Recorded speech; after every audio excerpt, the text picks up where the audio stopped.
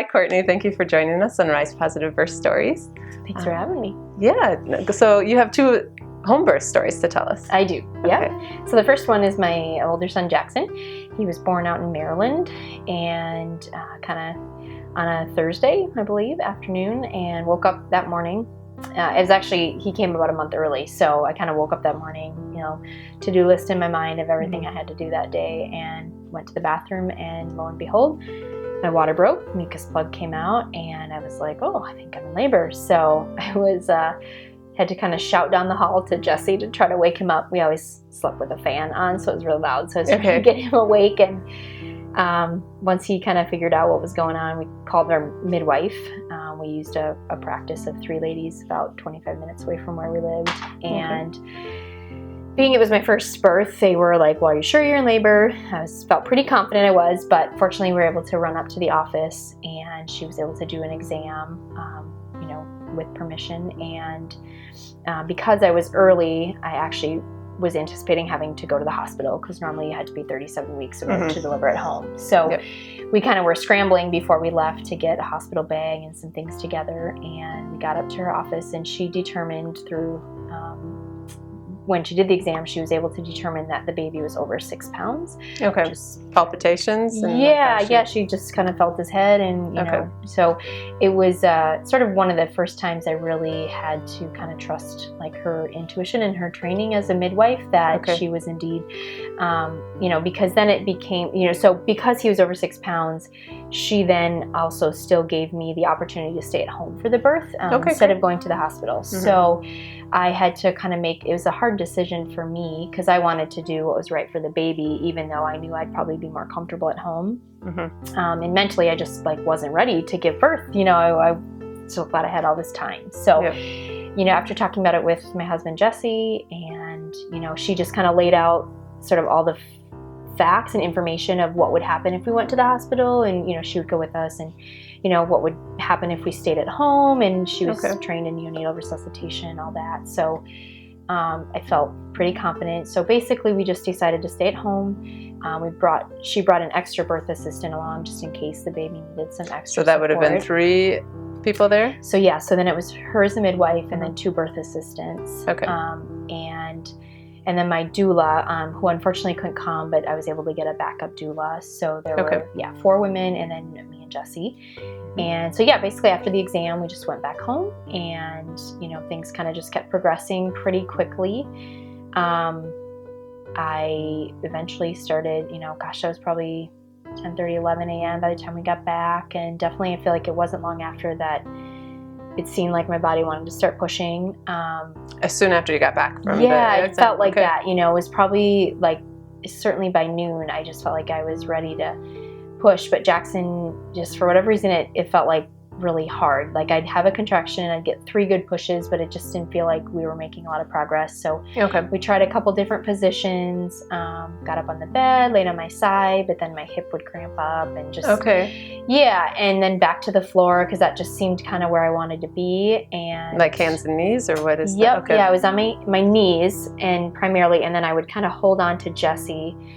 Actually, they gave me a towel to wrap around his back. And so I would kind of have a contraction, and I'd pull down. And I remember looking over at one of the birth assistants, who was kind of a midwife in training at the time. And she was also a farmer. And because I was a farmer, just sort of, she seemed to have this great wisdom about her. But she just kind of said, sometimes you just have to go through the pain. It kind of hurt. And I just had to tell myself, you gotta suck it up. You just gotta do this. And so basically I just needed to get 1 extra push each contraction, and then we finally started to make some progress. And Jackson was born at 1:45, 1:46, somewhere in there.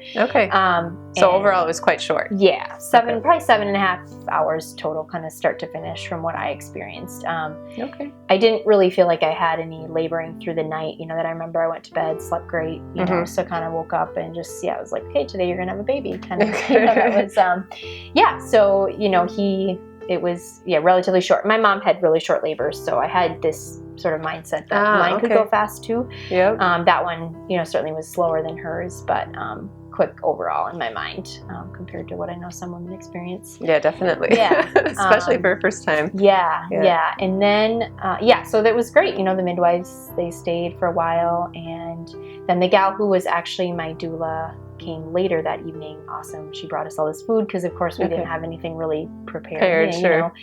And so she spent a lot of time with us, especially with the nursing aspect, kind of getting that as a first-time mom was important for me. And so it was really great because I think that's sort of the one area, when you have a hospital birth, you have all these nurses around, you have a lot of support staff to help you. At a home birth, and especially because Jackson came early, we hadn't really arranged for any of that. So, here we are, this wonderful new baby, and then, everybody leaves and you're like, oh my God, as new parents, we're like, we've got this tiny little thing, and you're like, what do we do with it? It's just a little overwhelming to suddenly be all alone. Sure. And so then it was great when my original doula came and then stayed, and then we had, some checks the next couple of days and whatnot. So it was fine. Everything worked out great. And then with Kieran, we had moved to Minnesota and had found a great midwife about an hour away.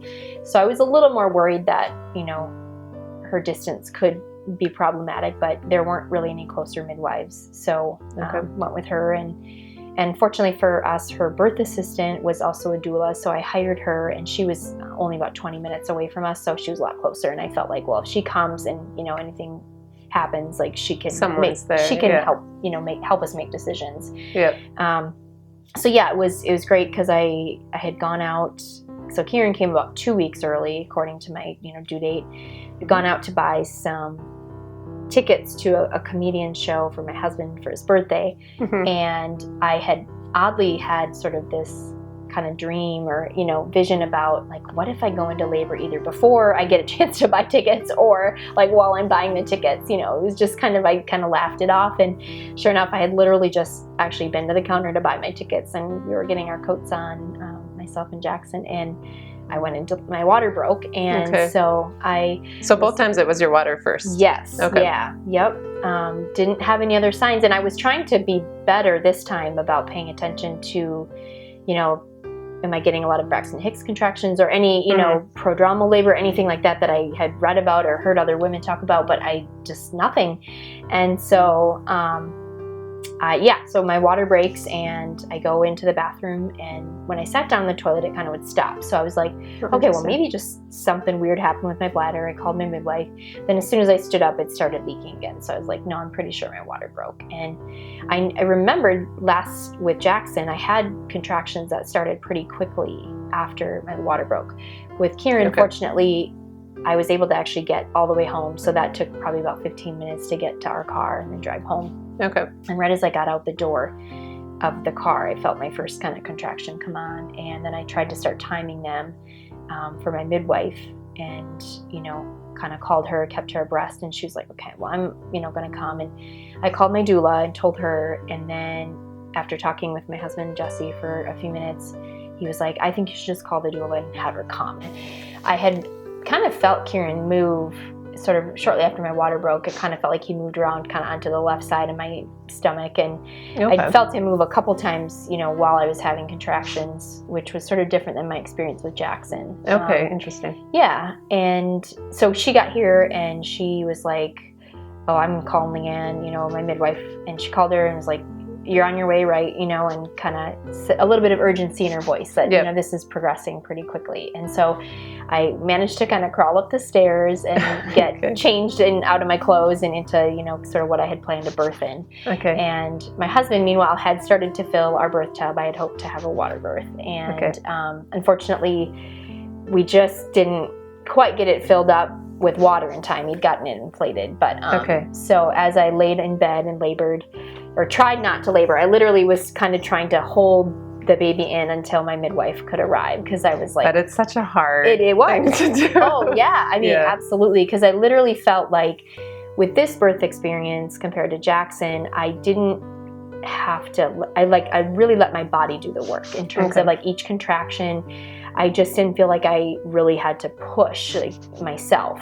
I just literally was trying to let my body kind of do everything. And So that was, just definitely a different experience. And so I kind of laid on bed, just trying to like keep him in until, hoping the midwife would get there in time.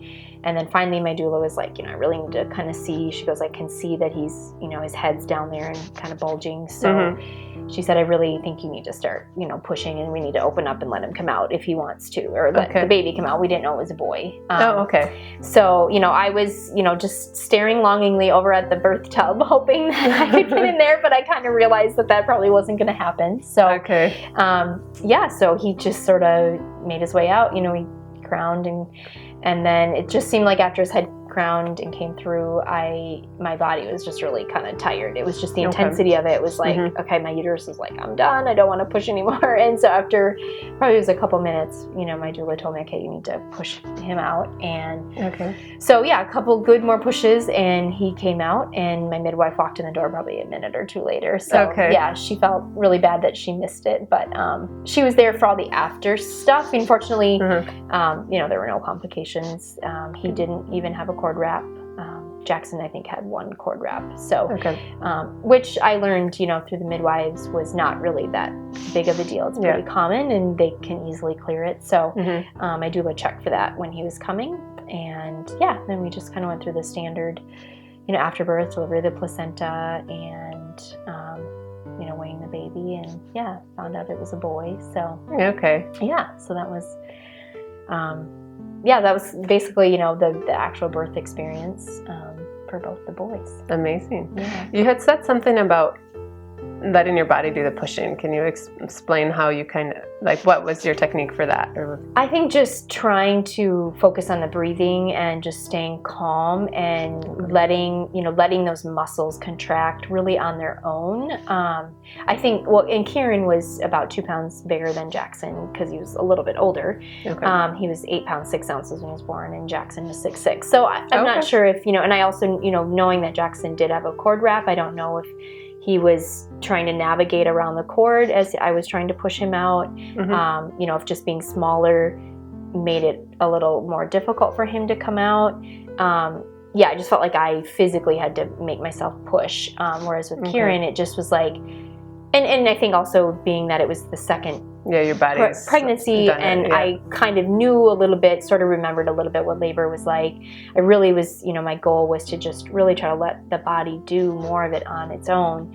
And I also had a lot of lower back pain, pelvic pain with this pregnancy. So pushing, like making myself add to the pushing, while the body's contracting actually kind of hurt worse. So I was just trying to let my body really just do it on its own as much as I could. And so I think really, and a little bit while he was crowning, and then after he came out, I kind of had to work a little bit to really push him out. But I really just felt like, I just tried to stay in tune with my body and let it kind of do it on its own, which is a really amazing, incredible thing. Like our bodies can do, they know how to labor, they know how to give birth to a baby, all things considered. And if everything is, happening as it should, then it's really pretty incredible that the body can actually give birth without much intervention, on our parts. Like if we can stay out of our headspace and out of our minds, I think the body, it really does know how to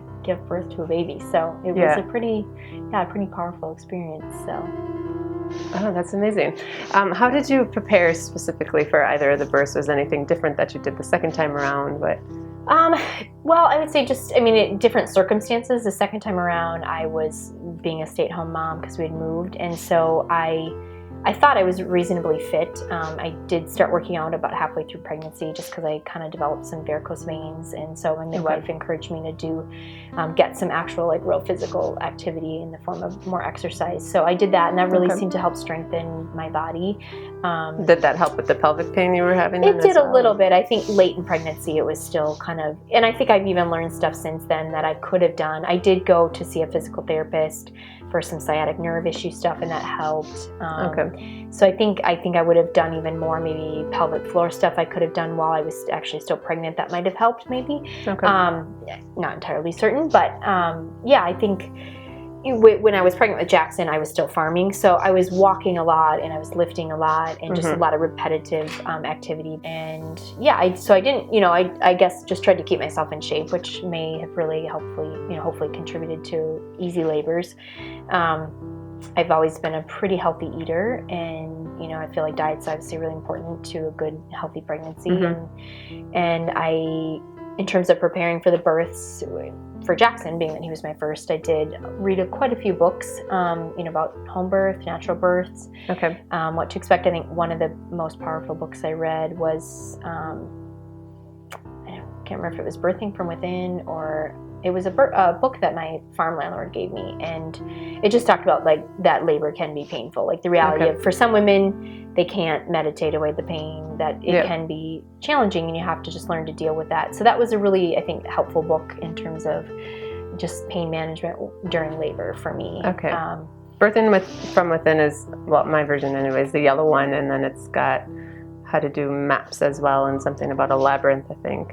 Yeah, I think that's the one. Pam England. I think like the first half of the book's like a lot of activities, like art type stuff. And the last half, because I remember her telling me about that. So, so that was probably the book that was super helpful. And I'm trying to think. I read a number of books, different books. And how did you kind of find your way to home birth?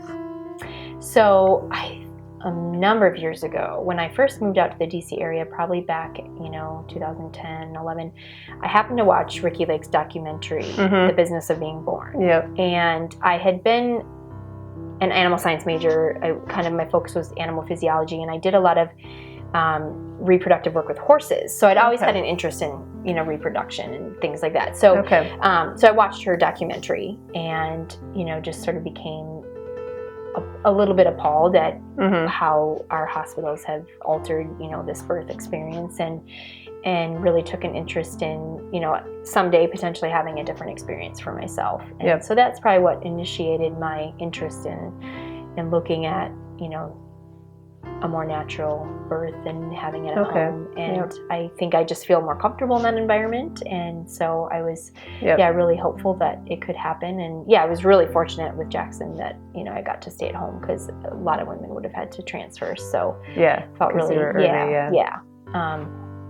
so that was, part of my prep. We also took a Bradley birth class with Jackson, so that was really great. I think that course really sets you up well for a natural birth, either in the hospital environment or in the home environment. I think it's probably a little easier in the home environment in terms of you don't have to necessarily usually worry about being offered interventions, because a midwife really doesn't have a lot to offer you. So there's a little less pressure. You don't probably have to stick up for yourself or defend yourself as much as you may in a hospital setting. So, but it was just great to learn different birthing techniques, positions.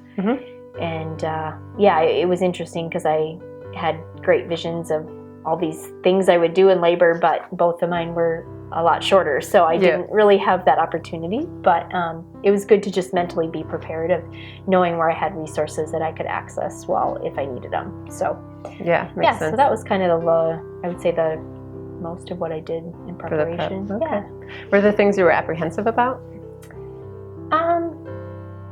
I think, trying to keep this idea of the pain manageable a little bit. I think through TV and television and other facets of life, labor has been sort of made to be a little bit scary, and this experience that happens to women, and instead of what it really is in my mind. And so trying to just, and I think especially with Jackson, was that little bit of an unknown of, he's coming early. Will he need supplemental oxygen? Will we maybe need to transfer to the hospital or something like that? Did I make the right choice for him? Versus, am I just being selfish and staying at home because that's what I want? So that was, I think, the hardest thing for me to wrestle with was, did I make the right decision about where to actually give birth? In the end, it obviously all worked out great. Jackson, he didn't even need any extra oxygen.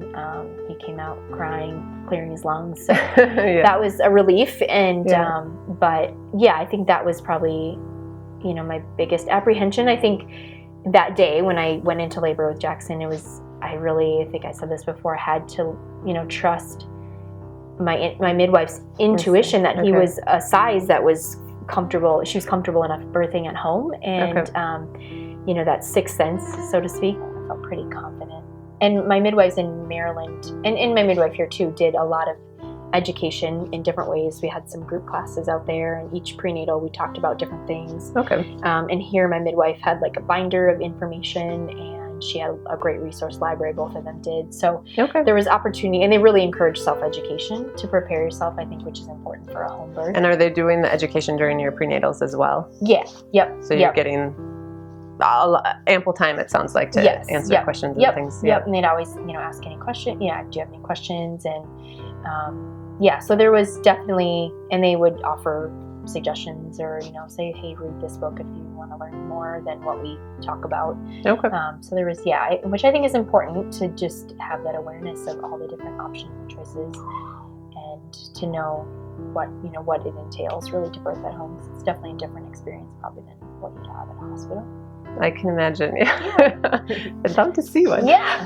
What do you think helped you the most for both of your births? In terms of actual delivery, or?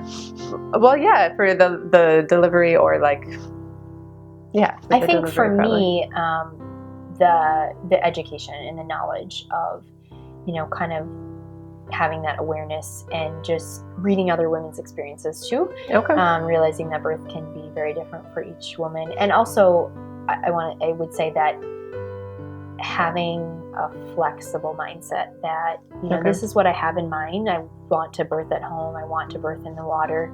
But knowing that it could take a turn and something might change, and you have to just go with that flow, and know that not be too rigid, I guess, in terms of how you want to have the baby. Because, things change and complications arise, so it doesn't always go to plan.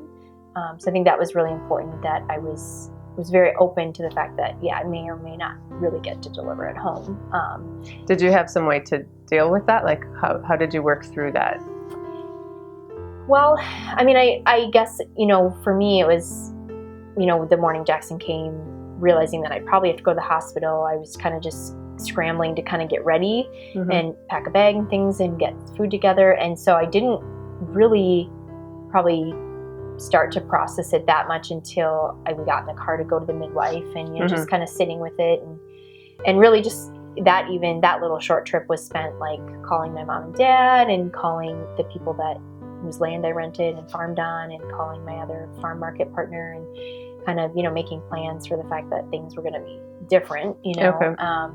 So I didn't, and then I really didn't feel like I got a lot of time to process it, because then I got to the midwife, and then she left that option on the table to actually still deliver at home. So I didn't feel like I had to really, truly work through the idea of having to go to the hospital. I just knew it was on the table. It was just sort of kind of shocking to me that I could still stay at home. And then it was almost like, well, is that the right thing to do? It would have been easier if she just said, no, we need to go to the hospital, because that's kind of where my mindset was. But then when she kind of threw a wrench in the fire, when she said, well, I'll actually still let you deliver at home. And then it was like, and my midwife out there was always great about presenting the information, but it was our decision. She was never the decision maker. And, they empowered us to make the decisions. And I think legally she couldn't, it really had to come from us, like our decision of, what our choice was. So this idea of this empowered choices, and that was what she was always really great at, just trying to give us all the information we could so that we can make the best choice for ourselves. I think that was really important. I never really fully had to process kind of the idea of going to the hospital. I'm sure that would have come later, in that reality of what that would have been like. I was so fortunate to not have to go. But even that trip could have been quite stressful, which could have changed labor absolutely, quite a bit. Absolutely. I think it would have, because I think the hospital environment for me is a bit of a challenging place just in general. I grew up with a mom that has a very deep fear of hospitals. She does not like going to them to visit people, or she gets kind of faint, and so I grew up, that psychological effect on me, I knew I had to kind of overcome a little bit in terms of like, if that was the best place for me to be, I needed to be there. So so I